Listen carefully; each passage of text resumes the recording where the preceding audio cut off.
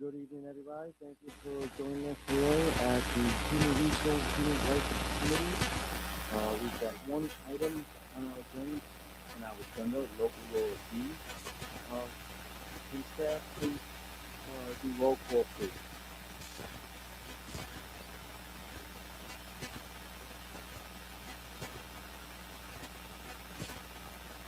Um, it could be in alphabetical order. Councilmember Ballerin, Here. and then Councilmember Farrell. Here. Councilmember Johnson is absent. Councilmember Williamson is currently absent, and Councilmember Zamer. Here.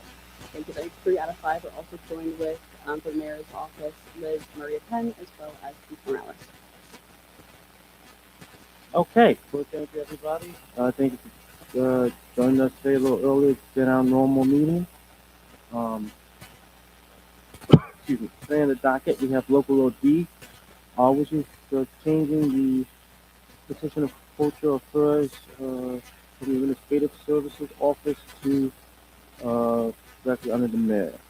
Do you have anyone from the administration here?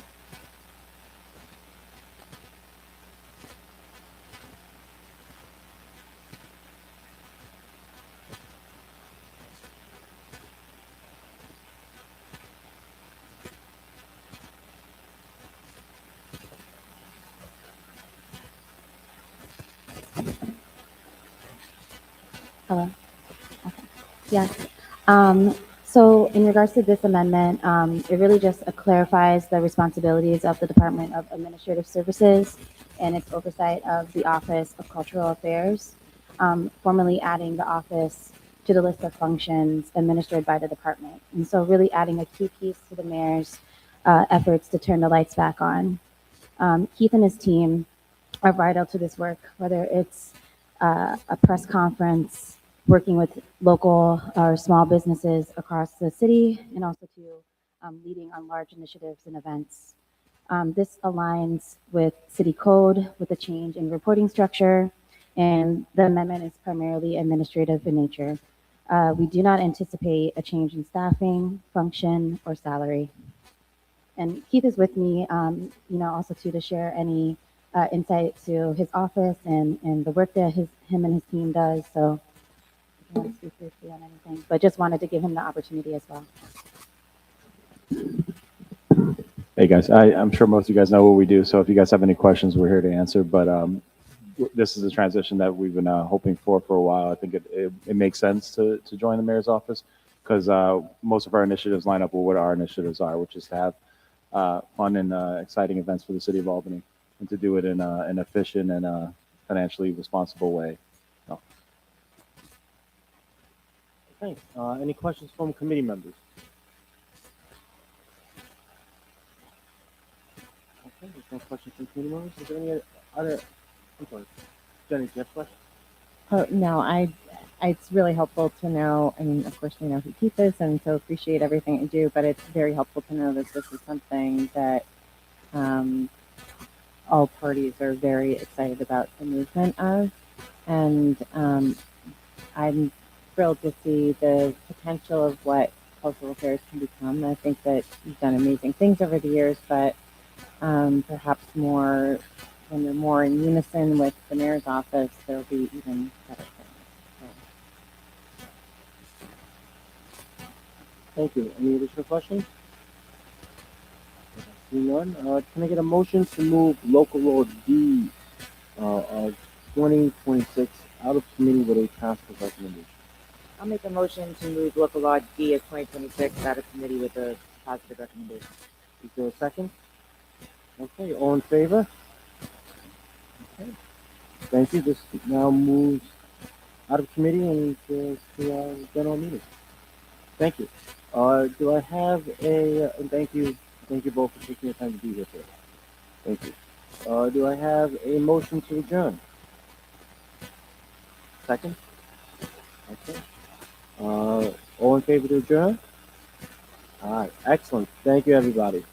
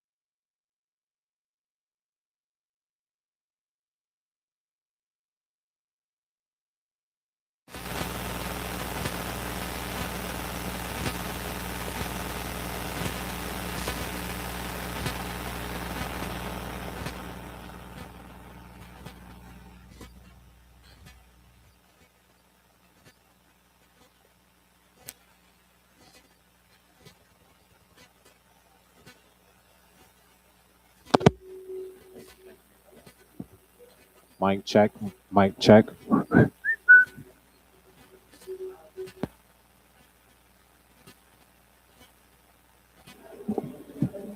Good evening, everyone. Carly, if you could, Carly, if you don't mind reading through the roll and saying who's here. Councilmember Adams. Councilmember Anane. Councilmember Ballerin. Councilmember Brody. Here. Councilmember Farrell. Here. Councilmember Flynn. Here. Councilmember Hoey. Present. Councilmember Johnson. Present. Councilmember Jones. Not present. And then Councilmember Keegan. Here. Councilmember Lumpkin. Present. Councilmember Powell. Present. Councilmember Robinson. Here. Councilmember Williamson. Present. And Councilmember Zamer. Here. That's 14 out of 15. We're also joined by Council President Kimbrough, and from staff we have City Clerk Shaniqua Jackson, Legislative Director Brian Jimenez, Research Counsel Robert Wenner, Junior Legislative Aide Carly Johnson, Ninth Ward Intern Ariana Costella, and Senior Assistant Corporation Counsel Martha Mahoney. Thank you so much. So we'll go through the agenda briefly. Approval of minutes from previous meetings. We have the February 19th minutes. In local laws held, we have Councilmember Ballerin's local law D, which just passed through the Human Resources and Human Rights Committee unanimously. This is to move the Office of Cultural Affairs from basically to put it within the mayor's office. It is something that the office is excited about along with the mayor's office, and there's a hope to align even more in depth the different events with cultural affairs. So there's no fiscal impact or change in jobs, just change in where it is. So we'll be voting on that tonight. And ordinances introduced, we have from Councilmember Adams, Ordinance 43126, which is to change the zoning classification for parcels known as 164 Delaware Avenue, and that will go to planning. Councilmember Adams, do you want to say anything on that? It's going to planning. Yes, briefly, for the newer council members joining, this piece of legislation is part of an ongoing process for the conversion of a parcel, which is the Sunshine School inside of Lincoln Park, for it to be rezoned. There's a potential project coming to that area, and this is one of the steps that's needed in order to make sure that everything aligns with the requirements. For the technical stuff, staff wants to weigh in. Happy to have them answer any additional questions, but this is something that we've been working on for about 1.5 years now. We had to get support, a written statement to send to the state, as well as get some other previous legislation passed in order to get this far.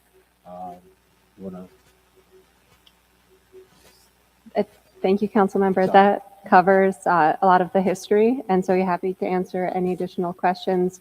I know that the applicant and planning staff will be at the Planning, Economic Development, and Land Use Committee meeting on Monday the 9th.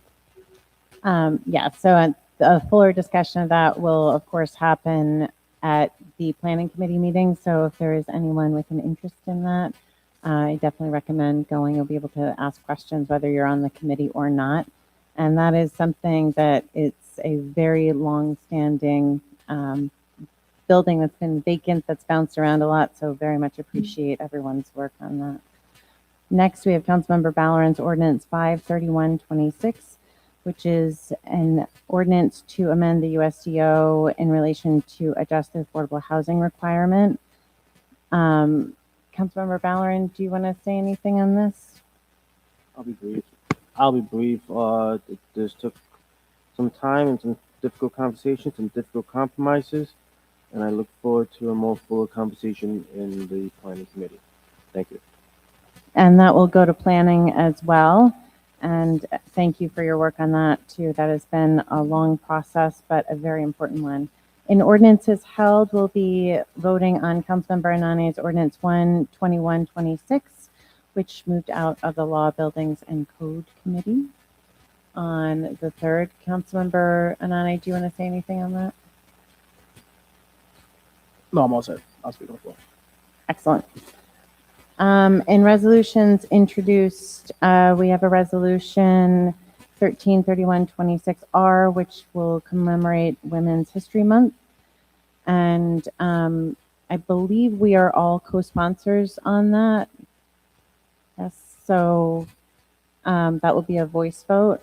We also have from Councilmember Zamer, Resolution 143126R, which is a resolution amending City of Albany Capital Resource Corporation of Incorporation, authorizing a continuity.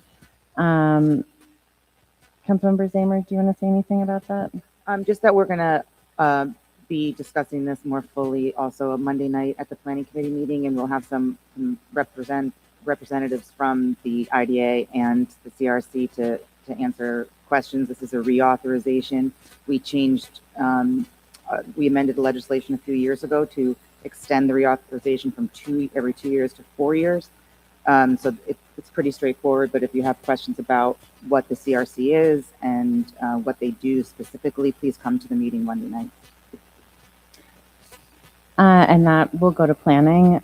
Councilmember Ballerin's resolution 153126R, a resolution of the Common Council reappointing Thomas Mueller as a member of the Commission on Human Rights. That will go to Human Rights, Human Resources. And I will say he's been a long time and very dedicated member on the Commission on Human Rights. So it should make you feel good to be able to interview him with it. That is everything in the agenda this evening. I wanted to bring up something fun. Councilmember Williamson brought up the idea of potentially doing a council kickball team and maybe playing against some other departments. So far, Liz has said that the mayor's office might be interested, and he's also reached out to the fire department and APD to see if there's any interest. So just wanted to mention it to bring up the idea and also to get people training, because obviously if we're going to play kickball, we got to win. So, if anybody has anything, you're welcome to bring it up. If not, we can wait until the council meeting starts at 7. Anything? Okay.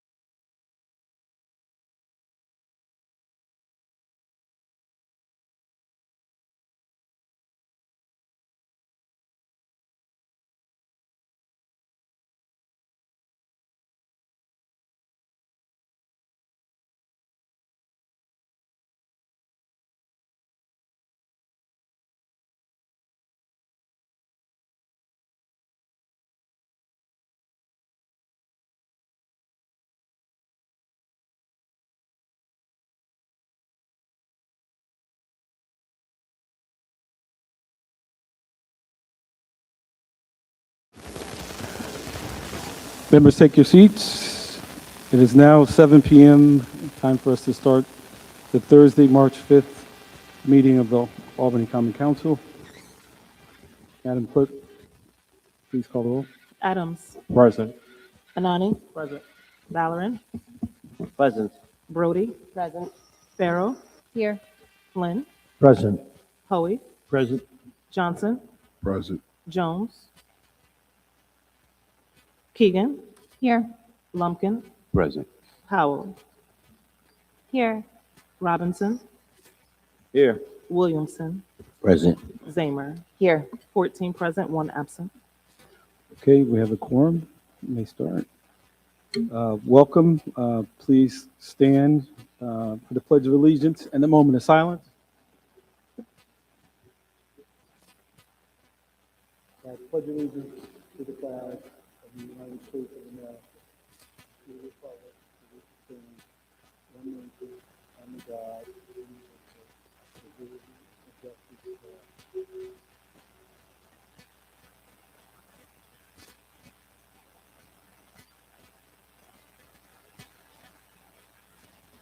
Thank you.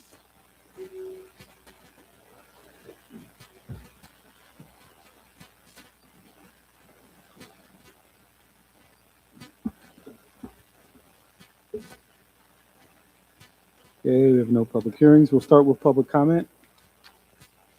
Do we have all the list of names? Okay, this public comment period is time during our meeting where we receive public comment from the public on any topic of your choice. You have 5 minutes to give your comment.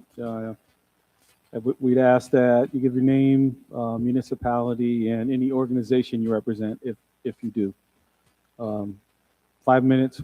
We're on a strict time table here now, moving forward. So call the first speaker, Madam Clerk. First speaker is Simona Fish.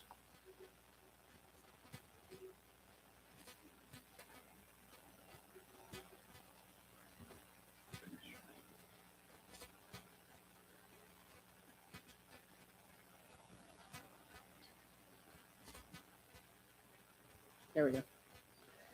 Hello, my name is Simona. I am an Albany resident. Thank you for the opportunity to speak. I am the Community Engagement Coordinator for Capital District Tobacco-Free Communities, serving Albany, Schenectady, and Rensselaer counties. Our mission is to reduce tobacco use, prevent youth initiation, and protect residents from exposure to secondhand smoke. Most communities are familiar with the dangers of secondhand smoke from traditional cigarettes. However, it is important to recognize that e-cigarettes are not harmless water vapor. They contain nicotine, a highly addictive substance, along with ultrafine particles, heavy metals, and cancer-causing chemicals. These substances can cause lung damage and respiratory issues, even for people who do not vape themselves but are exposed secondhand. What is less widely known is the growing problem of e-cigarette litter. Disposable vapes, pods, and cartridges are now a significant source of waste in public spaces. Unlike cigarette butts, which are already a major environmental pollutant, vape devices contain plastic, heavy metals, and lithium-ion batteries. These materials do not biodegrade and can leach harmful chemicals into soil and water, posing risks to wildlife and ecosystems. In the United States, an estimated 500,000 disposable vapes are thrown away every day, creating an urgent environmental concern. Protecting people from exposure to all types of smoke and vapor, whether from traditional cigarettes, e-cigarettes, marijuana, or other tobacco products, helps maintain healthy, safe, shared environments. Secondhand exposure can irritate the lungs, worsen chronic respiratory conditions, and increase long-term health risks for non-users. Strong protections help safeguard children, older adults, people with chronic health issues, and the broader community. Thank you for your time and consideration. Thank you. Thank you. Next speaker is Josh Lyacona.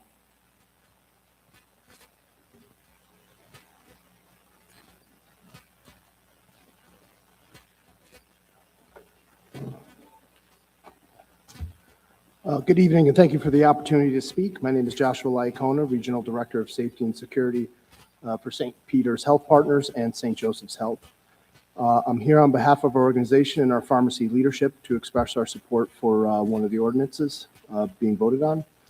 Our concern is specific, measurable, and directly related to patient safety. Cannabis smoke is infiltrating the sterile clean room at St. Peter's Hospital through its dedicated air handling system.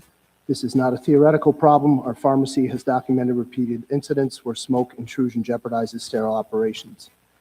Clean rooms are highly regulated environments intended to protect immunocompromised and high-risk patients. Any contamination, especially smoke particulates, create risks and undermines pharmaceutical sterility requirements.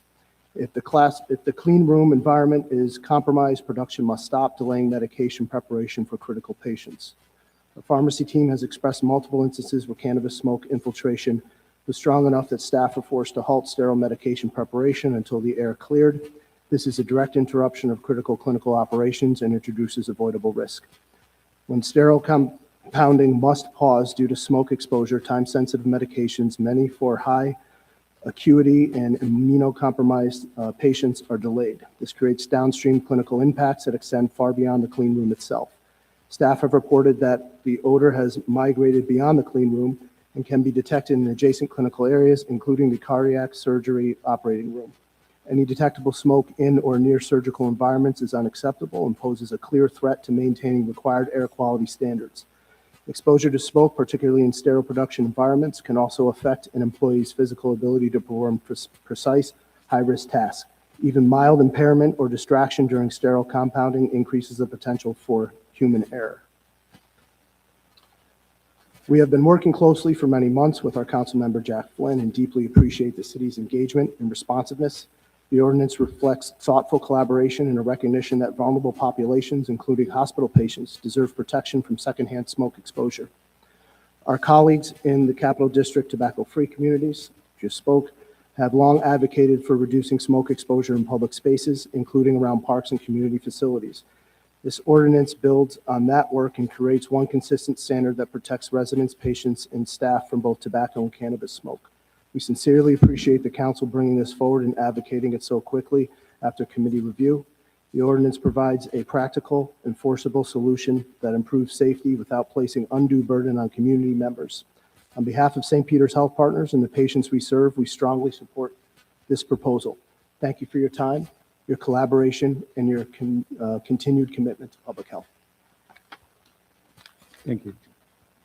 Thank you. Next speaker is Sage Hamilton, Hazarika.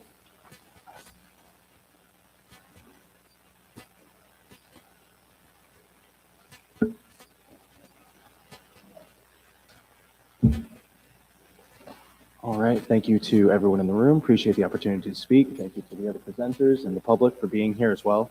My name is Sage Hamilton Hazarika. I am from Brooklyn, New York, and I am one part of a team that's assembled from across the state in favor of a Harriet Tubman Underground Railroad Scenic Byway.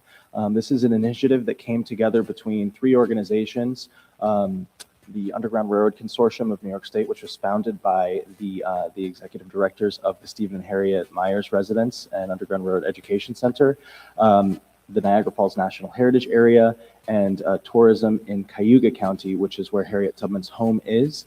This initiative is to build a 550-mile scenic byway across New York State that would both preserve cultural heritage in the form of the history of the Underground Railroad and connect visitors and locals to sites of abolition importance all across New York State.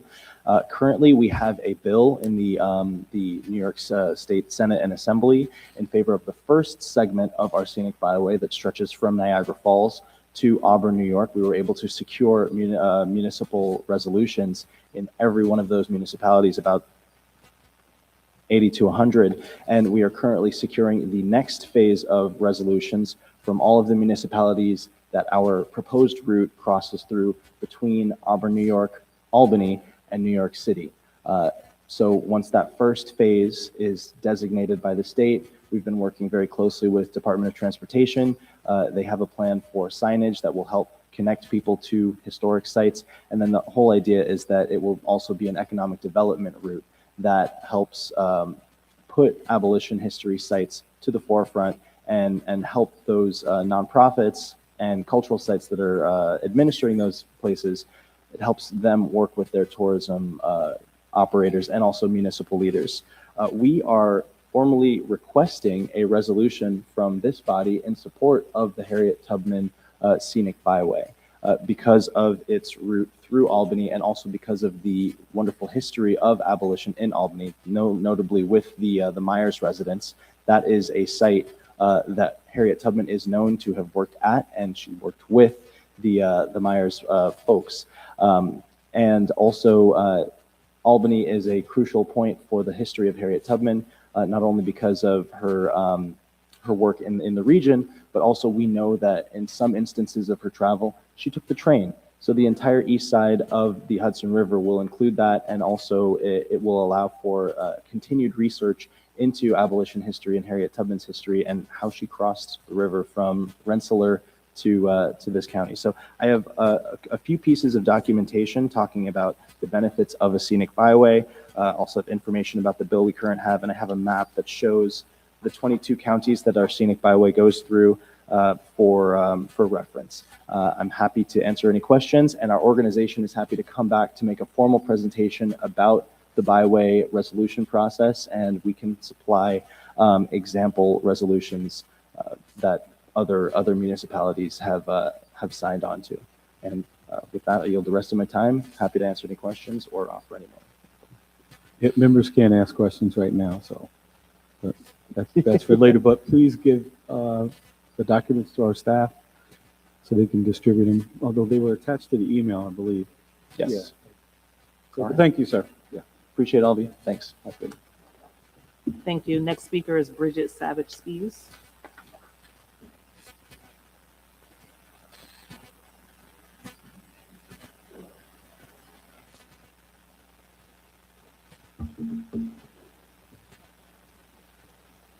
Hello, everyone. My name is Bridget Savage-Spees.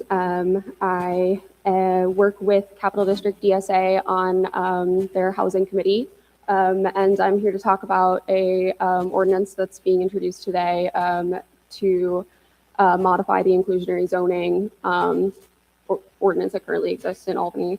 So I do want to start by saying that I love Albany. In the past 5 years that I have lived here, I have really enjoyed getting to make this city my home. I walk all over the city all the time, take the bus all over the city all the time, and including much of downtown. That's now the focus of the governor's new championing Albany's potential initiative. This initiative has a goal of tripling the number of residents downtown, and I can't help but tie that to this change in inclusionary zoning. In the way that it has a goal of increasing the number of housing units, has a goal of increasing the attractiveness of Albany to developers. And while I love the idea of everyone living in Albany, I try to convince my friends to move here all the time. I can't help but think about the ways in which we have already failed so many of the people who live here right now. I work with tenants across Albany in downtown who are living in some pretty horrible conditions in both private and public housing with blocked fire exits, buildings that aren't up to code, pests, all sorts of conditions, mold, everything. And we need to be doing better for people who already live here rather than trying to attract theoretically wealthier people to Albany. Many of the people who live in this city have incomes well below the area median income that is laid out in the new inclusionary zoning bill, even though it has been reduced. The $50,000 buyout that developers can have for inclusionary zoning is very much a drop in the bucket for what these developers are making on individual units. Rent on these units can be $2,000, $2,500. And in many of these luxury buildings, the kind of buildings that the governor is looking to attract to downtown and to areas, I've seen some pretty bad things. I've seen windows that have holes straight through them on the side in residents that are getting charged $2,000 a month for rent. And the current structure is not suited to help and to help the people who already live here, and it is instead looking to attract, theoretically, people who may want to live in Albany. And I think the way that we can do that is mostly by showing how much we care about the people who already live here.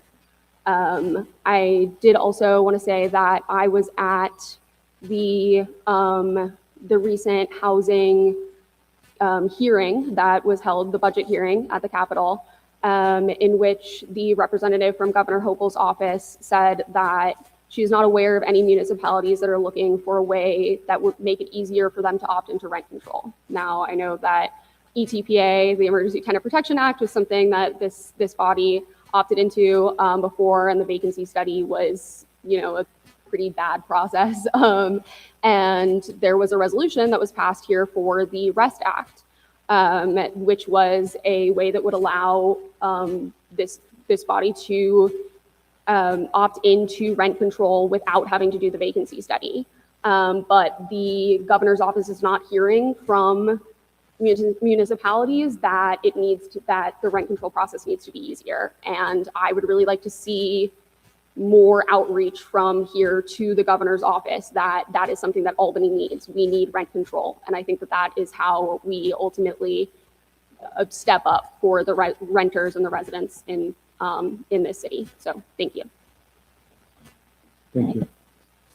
Thank you. Next speaker is Tabora Marcus.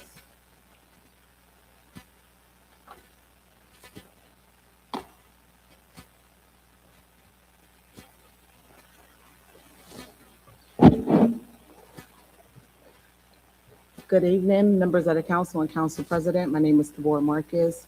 I am the president of West Hill Neighborhood Association. I am here today to talk to you guys about what is happening with a lot of our folks being pushed, as the young lady just talked about, the conditions of their housing. There are folks that are being continuously pushed into homelessness. Right now, February 13th, we had our Homeland Security workers furloughed. They aren't being paid. They're being pushed out of their homes. And that population of people can very much well find themselves being unhoused right within the city of Albany. So I don't think many people are even paying attention to that is something that's happening. So I urge you guys to kind of look into that. There's no resources that many of these individuals who work directly for our airport services that can tap into resources that can help them mitigate some of those bills that they're experiencing. When we talk about food insecurities, housing issues, these folks are going to start feeling the ripple effect of that while they're not being paid. I'm also urging you guys, as another young lady just mentioned about the cannabis, or I think a gentleman, the city receives a cannabis revenue, and that revenue, no one knows where that revenue is. And that revenue is supposed to impact communities that were affected during the war on drugs. That means West Hill and the south end of the city should be able to see some of that money. So while the young lady is telling you guys that there's housing issues that they're having, that revenue, when that board was established, the board stated that we will make sure that those fundings were going back into those areas, those houses and things. Yet every time a question comes up about the cannabis revenue, no one seems to know where the money is going. So I encourage you guys to please go back, go to the drawing board, figure out where that money is, so that areas like West Hill, where there's still homeowners, right? So while you guys are developing and thinking about bringing other people into the community, you're going to be pushing those seniors out of their homes because the taxes have increased for them. Their pay isn't increased. Their Social Security disabilities aren't increasing. So think about how that's going to offset or help those individuals. And then also I implore you guys to think about what's happening in our federal government. We're at war. Are we not thinking about like some type of, we have to think about something, emergency preparedness. I'm sitting home telling my children, pack a bag, make sure we have a bag prepared. I know no one wants to live in fear, but this is real time. This is something that's happening. And what we don't want to see happen in our city, which is Albany, is what New York City experienced when they were attacked. So I think while we sit here and we twiddle with our fingers and we think about everything else, we are in real-time war, and we should definitely be thinking about a preparedness that our city have ready and tangible for our community, our vulnerable populations of people. You guys have to think about that. And thank you. I yield to my time. Thank you, Ms. Marcus. Thank you. Next speaker is James Giacolone.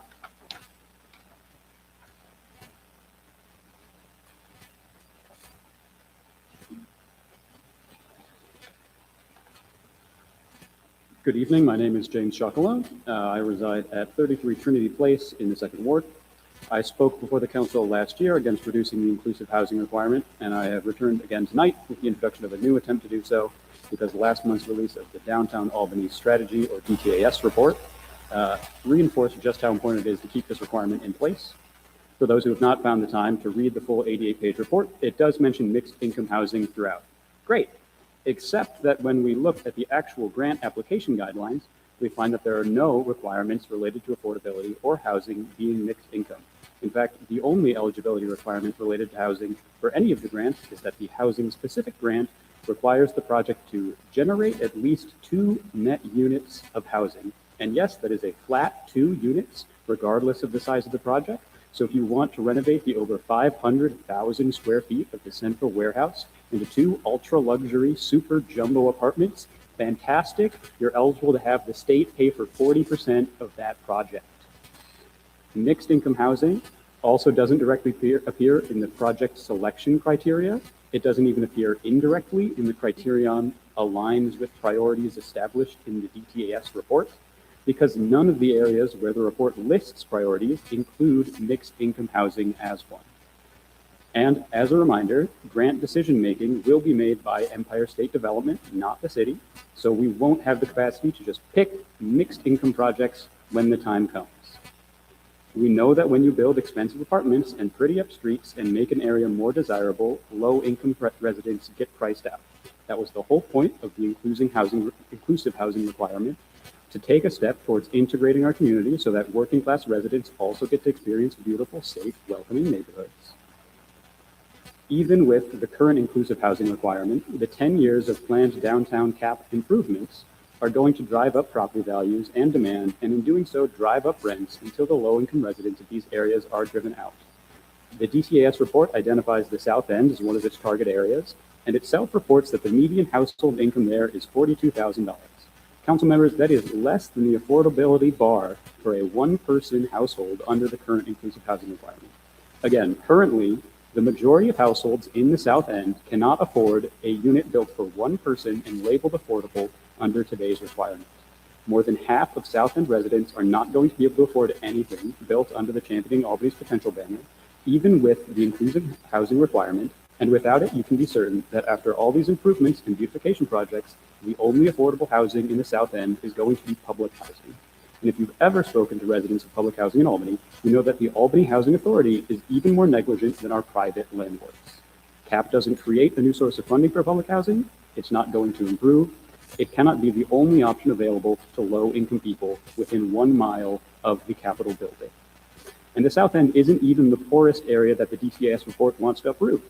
By its own claim, 1/3 of the households in the international district that it wants to create have an income of less than $15,000, and only 5% greater than $100,000.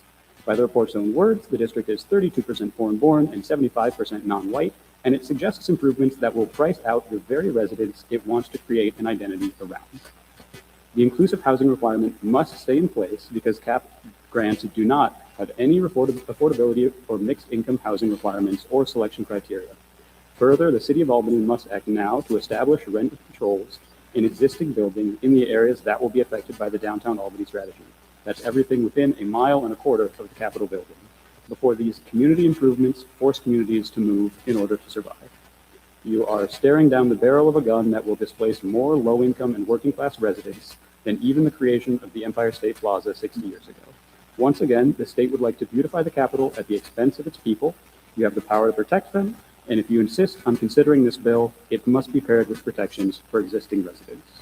I'd like to use a couple seconds of my remaining time to remind Councilmember Adams that in January, they made a commitment to the people of the Hinkle Brewery Apartment that they were going to put forward some legislation to protect tenants from unfair landlords and from skyrocketing rent prices. I'm hoping that you're going to stick to that commitment in this coming year. Again, we don't have the capacity to handle gentrification on the scale that the CAP program is putting forward. Something needs to be done. Thank you. Thank you, sir. Next speaker is Keith Irish.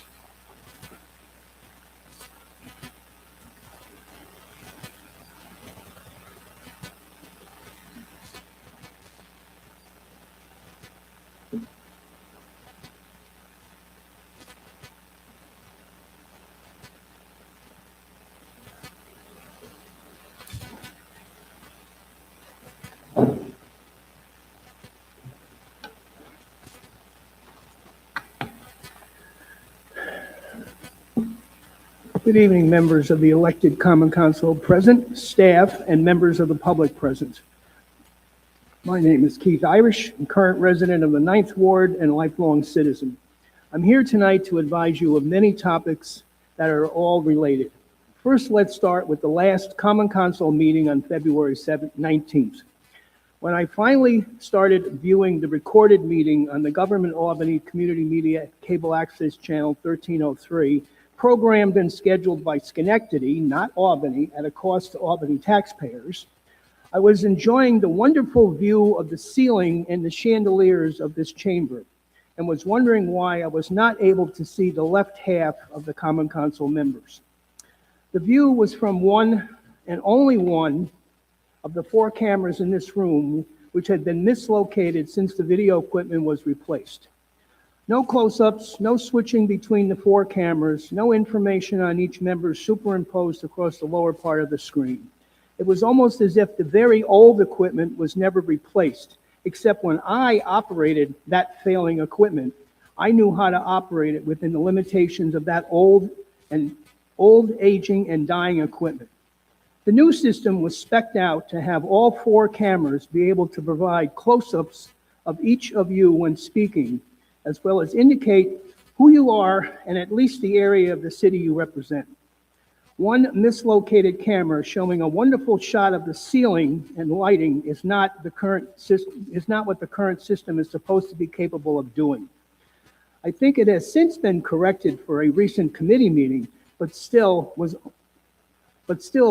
only one camera but still was only using 1 camera with no information other than the name of the committee and the date of it.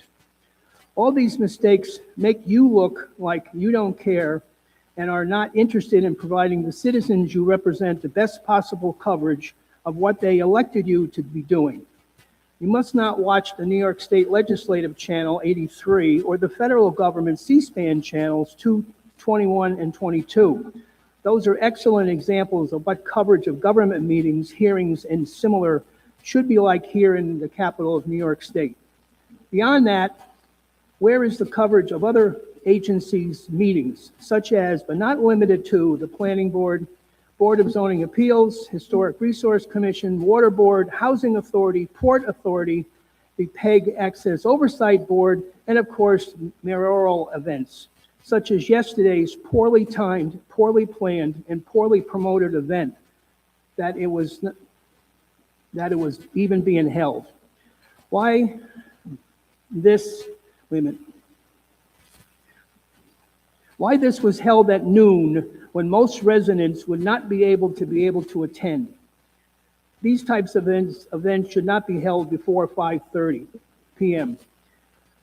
Why did the notice that it was even being held not go out less than a day before?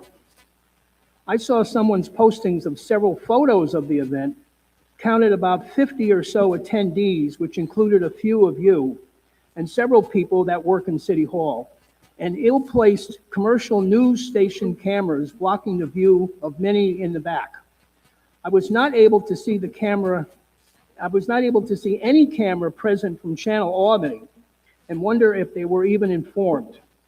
Because of a lack of proper funding from the franchise fee, not a tax, in the city budget, lack of proper staffing due to lack of funding, lack of actual caring, trained staff in the production studio in this building and these chambers, and around the city and around other city locations, the residents of Albany are not getting what they want and need to be informed and educated on what their government does for them and the citizens that want to express their freedom of press, free speech issues. Next Saturday is the annual St. Patrick's Day Parade, which has not been recorded since I last recorded it many years ago. It will probably not get recorded again. I hope to see you all march in the parade, as you can look for me near the reviewing stand area, since I will not be able to watch the parade on television. Thank you for your time tonight in listening and soon doing something about these issues. Thank you, Mr. Irish. And with that, that closes our public comment period. Okay, on the agenda, we had implemented some changes when we started this new council and allowing members to respond to public comment, whereas before we waited until later in the meeting. So what I'm saying now is if any member wants to respond briefly to any of the public comment, you have a right to do so. Mr. Johnson? I just want to say thank you to the people that came and spoke about the rent control and the issues of the South End. I think that a lot of times we're forgotten, and I feel like this whole process, you know, we did some good things standing up, setting a precedent or a requirement as far as inclusionary our expectations, and just to see, you know, and I'm just speaking from me right now as the representative of the South End. I feel like we caved in to the developers right when the big pot of gold is getting ready to be presented to the city, and it's troublesome for me because the things that you speak about, we all see on a daily basis, and it's hard when you see people being pushed out of areas that they spent their whole life in, and you know, just I always speak from my own personal experience as a renter, where, you know, my rent goes up and nothing changes in my apartment, and to be faced with declarations of market rate and square footage. You know, my apartment didn't change. I've been living there for 10 years, and I'm faced with someone telling me, due to the expenses of the building, you know, our rent each month is supposed to address the rent of, you know, the expenses of the building. And it's just a playing field that is really unequal. It's set up against, and when my argument is for people who pay their rent on time, that are good tenants, that face this situation. And I just feel like my hands are tied. I'm the chair of the housing committee, and, you know, haven't seemed to be able to come up with an approach that can address the needs and that you spoke of. So I was very disappointed to see the changes. I've been resistant and tried to be an advocate, and I thought that it was an opportunity, at least if we were gonna, and I want to say this as I share my sentiments. I thank you for being open to the increase in terms of the $50,000, but it's still problematic because it's going to push people away from areas that they are used to and familiar with, and it's constantly catering to people that we don't know who they are. So I understand that, you know, it's a lot of change going on in Albany, but I'm always going to be an advocate for the people that are here now. And I just, again, want to say thank you for coming, because without your voice, really it's just me and a couple of others that are advocating against some of these changes. And, in this situation, I just respectfully disagree with some of the changes. And I understand that we at a time where, things are out of our control, but I have to support your voice, and I wanted to say thank you. And also, I think that this is a good taste to give us a chance to respond to their public comments, because a lot of times at the end of the meeting, when miscellaneous came, they were gone. So thank you for that change, because it was needed. Thank you. Thank you. Mr. Hoey. Thank you, Mr. President. Yeah, I was sitting here when the lady from the West Hill was talking about seniors being forced out of their homes. And at our last meeting, 2 weeks ago, we did pass legislation, Local Law B, which makes it easier for the elderly in our city to apply for discounted taxes. Like, it lowers the taxes. Can't think of the word right now, but exemptions. So you can make up to $68,000, and you can get almost 50% off both your school tax and your property tax for the city. And I think the best thing for elderly people to do is to reach out to their council members for their ward, or for anybody. Anybody wants to reach out to me, I'll be glad to help them. There's a certain period where you can apply for the exemption. We're pretty much up to that deadline, but we got a little bit of leadway there. And when I was talking to Trey Kingston, the assessor, he said 109 people that applied last year for the exemption haven't done it yet this year. So there is relief out there for the elderly, that we're not pushing people out at the end of their lives of their homes, and we'll try to help them keep their homes by lowering that tax burden. And especially the school tax is very burdensome. And there's also the STAR program to help with that. So I know it's not everything that you were looking for, but it is something that just to make people aware of. Thank you. Thank you, Mr. Hoey. And this is meant to be a quick connection, share a little bit of information, and then we can meet with people offline. Ms. Keegan. I just wanted to sort of quickly respond to Ms. Marcus and her questions about the reinvestment of our cannabis revenue and our opiate funds, which were supposed to be designated. They are specifically allocated in the budget to neighborhood and community services. So our opiate settlement funds go directly to support the grant fund that allows for the Albany Navigates team to operate, and directly funds our CARES street outreach workers. And the cannabis revenue is designated directly to the housing team currently in the budget structure. Just to provide that clarification. Thank you. Thank you, Ms. Keegan. Okay. We'll move on to the next section of our agenda. Councilmember Williams has his hand up. Oh, Mr. Williamson. Thank you, Mr. President. I appreciate it. I just want to respond to Mr. Bohr about the situation, what's going on around the country. I agree with you 100%. I was sharing, the other day with my wife what's going on, and my kids and my grandkids. And I don't know if people take it serious, but I do take it serious. And, I definitely feel your heart. I definitely do. I hope that everybody here really take it serious about the situation what's going on in the country, because you never know. You never know what's going on. And we in some trifling times on today. I just wanted to respond to that.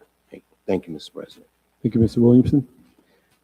Okay, we're on to, on to approval of minutes from a previous meeting. Ms. Farrell? Thank you, Mr. President. I offer the February 19th, 2026 minutes for approval. Second. All in favor? Aye. Aye. Minutes pass. Okay. Next, reports of standing committees.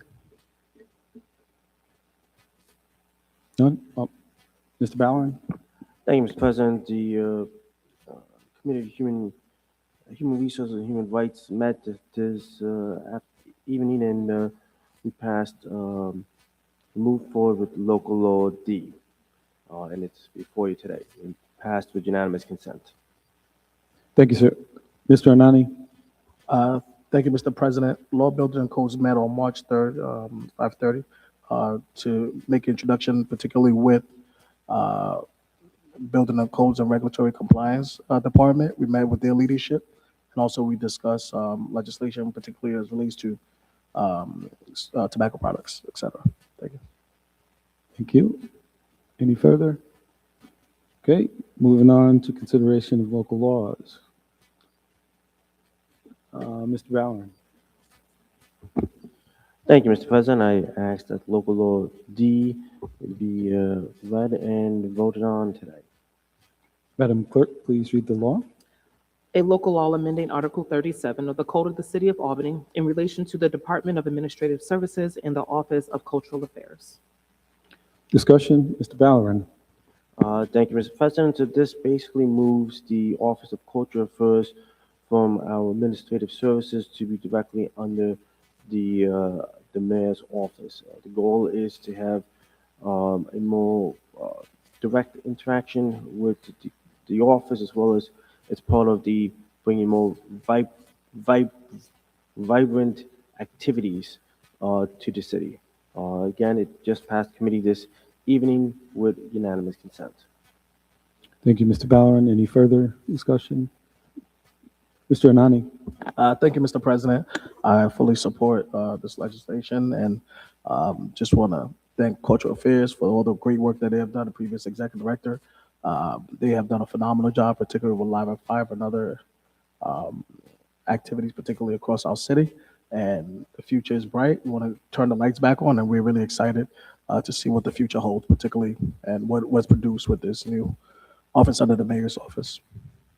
Thank you, Mr. Anani. Okay, with that, Madam Clerk, please call the roll. Adams. Yes, co-sponsor, please. Anani. Ballerin. Yes. Brody. Yes. Farrell. Yes. Flynn. Yes. Hoey. Yes. Johnson. Yes. Keegan. Yes. Lumpkin. Yes. Powell. Yes. Robinson. Yes, co-sponsor, please. Williamson. Yes, please. Zamer. Yes. 14 in the affirmative. Motion passes. Okay, next on to, excuse me, Ms. Farrell. The rest of the local laws are held. Thank you. On to ordinances introduced, Mr. Adams. Thank you, Mr. President. I'd like to notice ordinance 43126, and ask for its introduction to Thank be you, Mr. read. Adams. Excuse me. Madam Clerk. An ordinance amending Chapter 375 of the Code of the City of Albany, Unified Sustainable Development Ordinance by changing the zoning classification of a portion of parcels currently known as 164 Delaware Ave and PT 164 Delaware Ave from Land Conservation LC to Mixed Use Neighborhood Edge MUNE, and amending the zoning map accordingly. Ms. Farrell. That will go to planning. Thank you. Next, Mr. Ballerin. Thank you, Mr. President. I ask that ordinance 5.31.36 be read and assigned to committee. Madam Clerk, please. An ordinance amending Chapter 375 Unified Sustainable Development Ordinance of the Code of the City of Albany in relation to adjusting the affordable housing requirement and adding exceptions to the affordable housing requirement. Thank you. Ms. Farrell. That will go to planning. Thank you. All right, Mr. Anani. Thank you, Mr. President. I notice ordinance 12126 and ask for its passage on a roll call thereon. Thank you. Madam Clerk. An ordinance amending Chapter 251, Parks and Recreation, and Chapter 232, Streets and Sidewalks of the Code of the City of Albany in relation to comprehensively prohibiting smoking products and limiting their proximity to at-risk populations.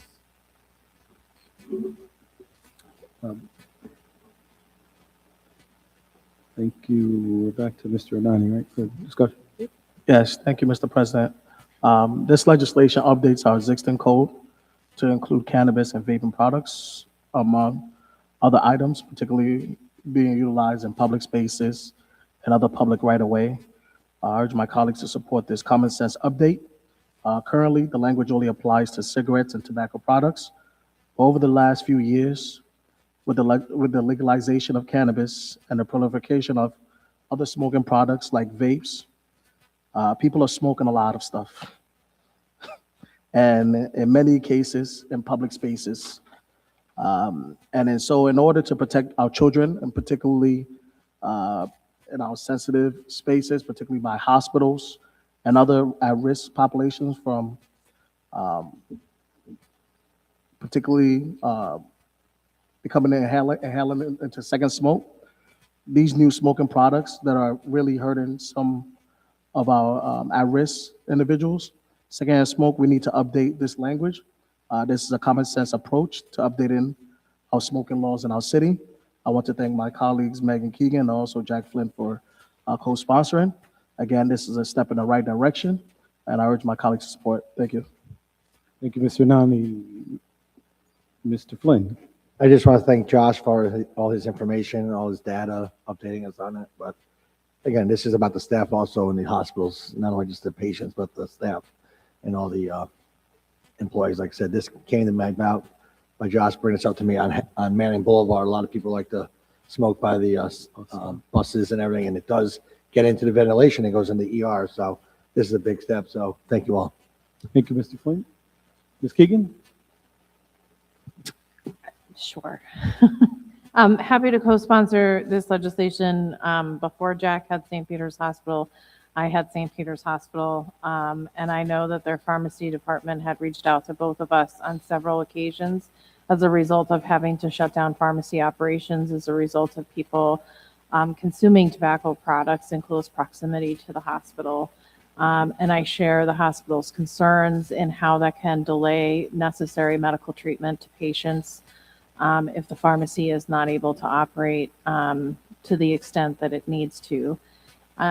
We did discuss the enforcement portion of this in our law committee meeting, and it's important for the public to know that while this will allow us to update signage and that we have long-standing prohibitions on smoking in public spaces, including our city sidewalks and city parks,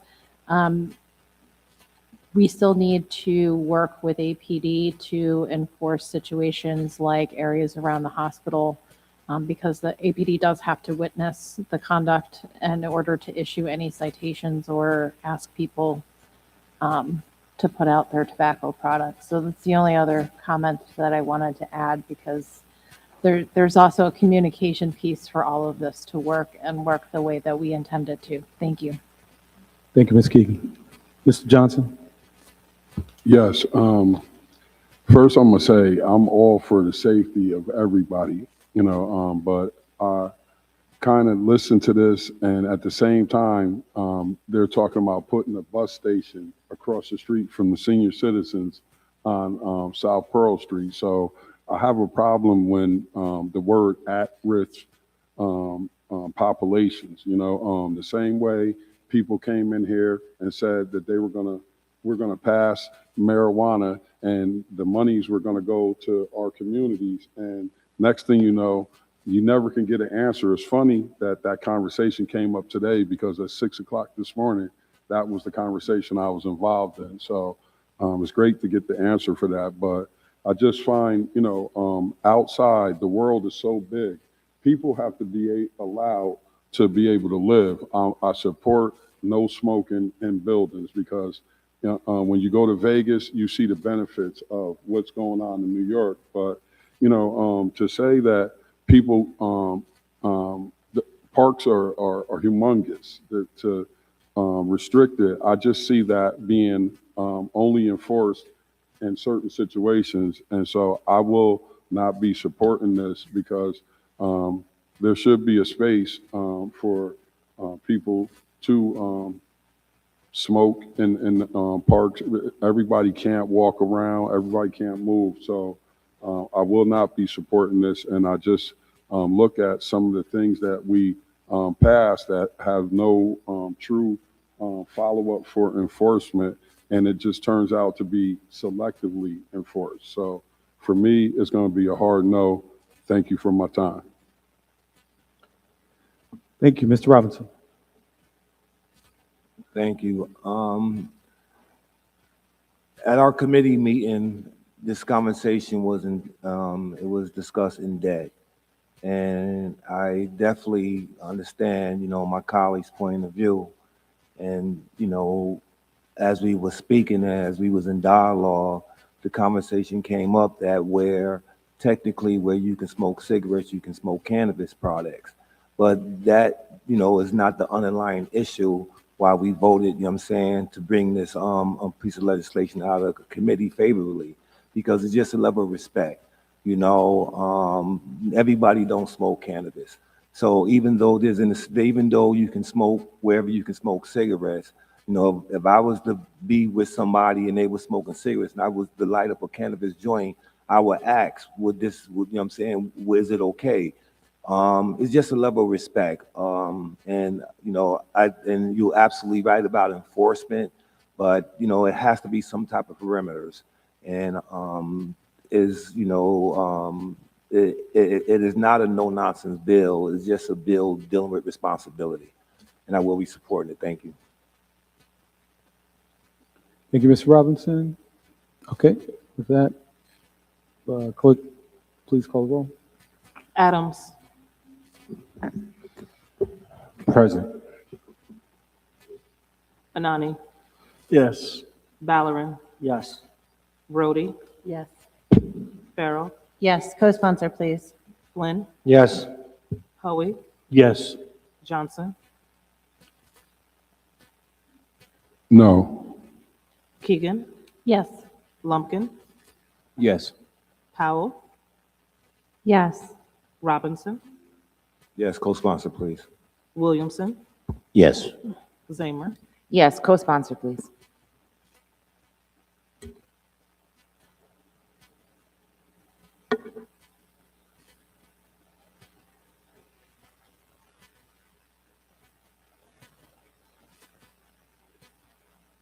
Okay, so 12 in the affirmative, 1 no, 1 abstention.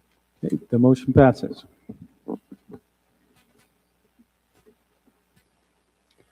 Okay, Ms. Farrell.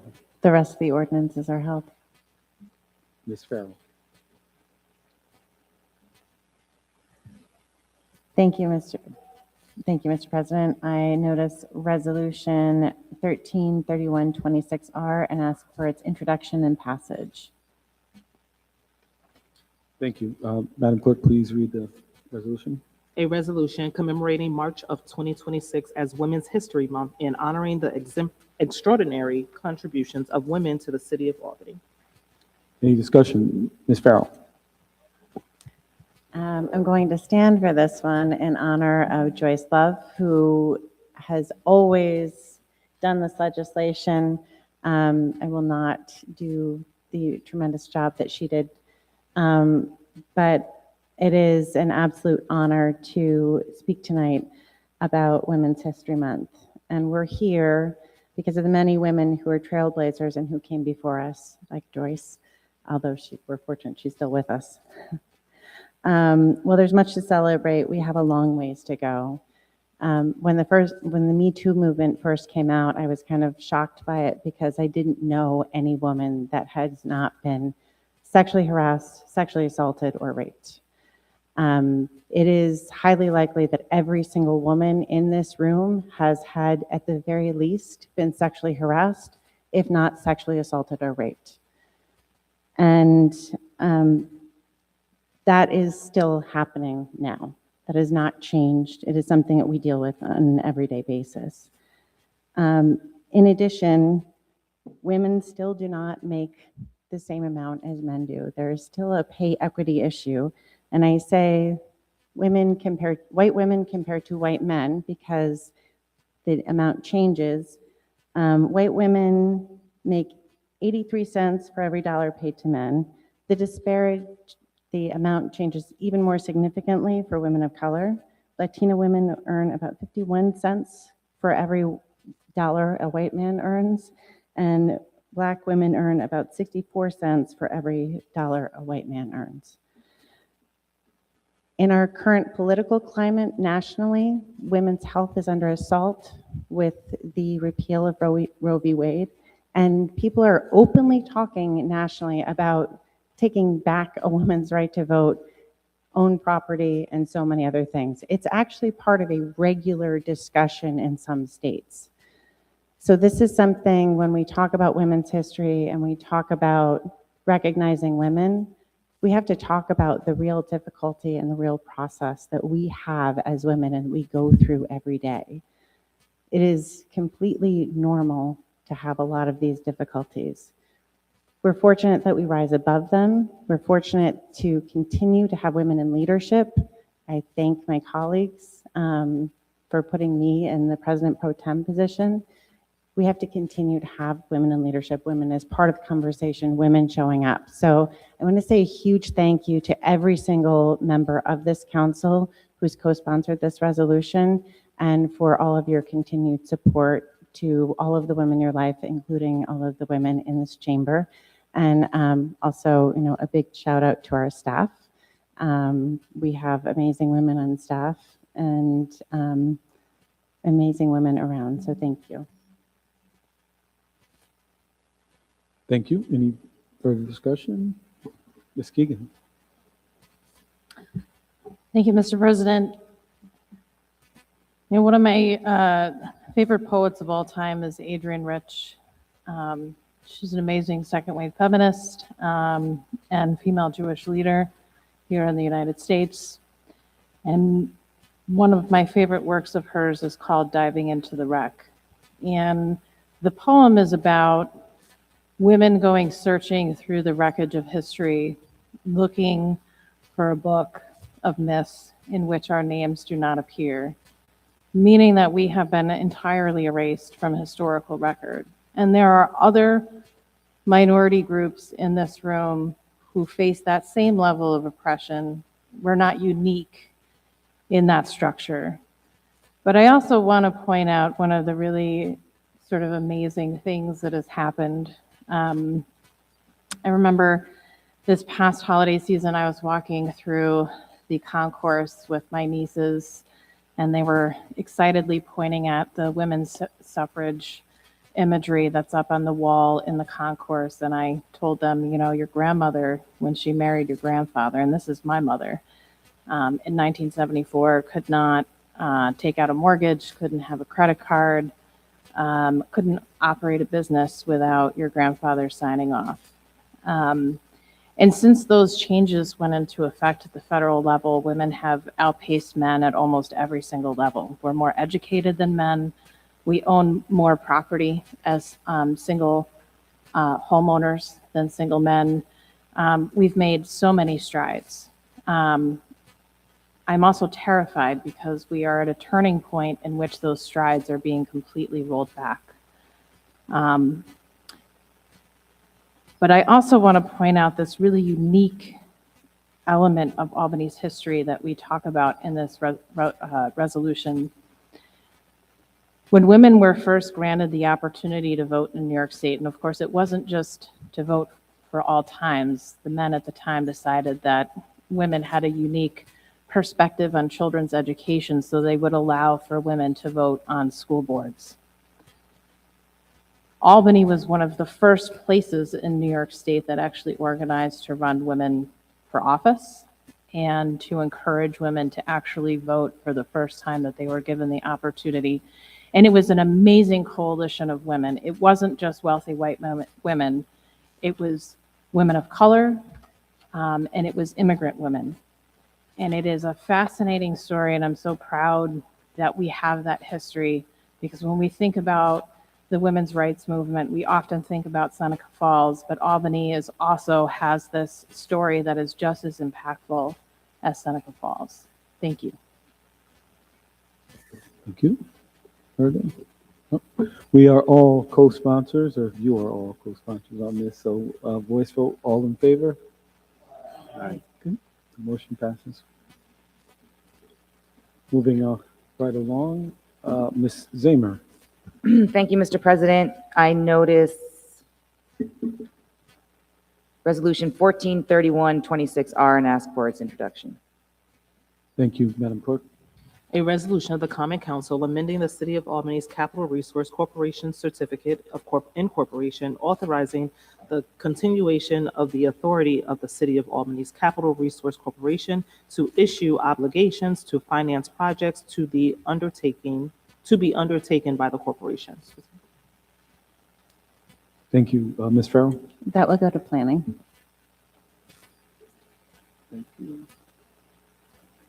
Next, Mr. Bowering. Thank you, Mr. President. I asked Resolution 15.31.26R be introduced. Thank you, Mr. Bowering. Madam Clerk. A resolution of the Common Council reappointing Thomas Muller to as a member of the Commission on Human Rights. Thank you, Ms. Farrell. That will go to Human Rights, Human Resources, and the rest of the resolutions are held. Thank you. Okay. So we'll do the resolutions. On to miscellaneous. We do, excuse me? Right, yeah. Didn't we already do with miscellaneous? Yeah, we're, Mr. Ballmer for the Commissioner Deeds. Thank you, Mr. President. I offer you a list of names for Commissioner of Deeds for the term ending on December 31st, 2026, and waive the readings of the names. Your second? Second. All in favor? Aye. Good. Motion passes. Okay, so with that, Mr. Johnson and then Mr. Robinson. So,